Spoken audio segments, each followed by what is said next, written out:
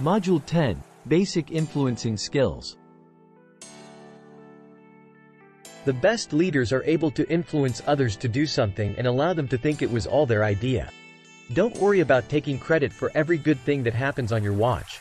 As the leader, you get credit whenever your staff succeed because you created the environment that allowed their success.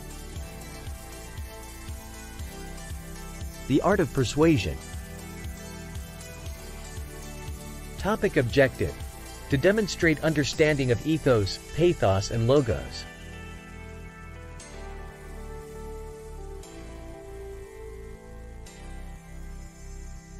Aristotle was a master of the art persuasion, and he outlines his thinking in his work, Rhetoric, where he identifies three important factors: ethos, pathos, and logos.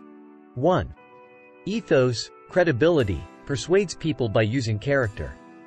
If you are respectful and honest, people will be more likely to follow you because of your character. Your character convinces the follower that you are someone who is worth listening to for advice. 2. Pathos, emotional, persuades people by appealing to their emotions. For example, when a politician wants to gain support for the bill, it inevitably is argued, it's for the children. Babies, puppies, and kitties abound in advertising for a reason. Although a car is neither male nor female, they are sometimes called sexy in car commercials.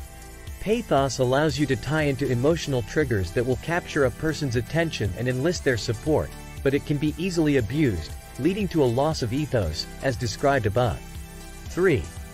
Logos. Logical, means persuading by appealing to a person's intellect. This was Aristotle's favorite and his forte, but not everyone reacts on a rational level. Of the three, ethos must always come first.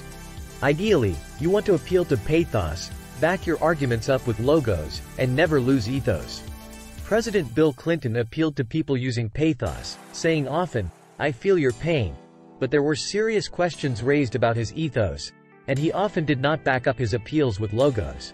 There is no doubt that he was successful, but there is also no doubt that he was not as successful as he could have been.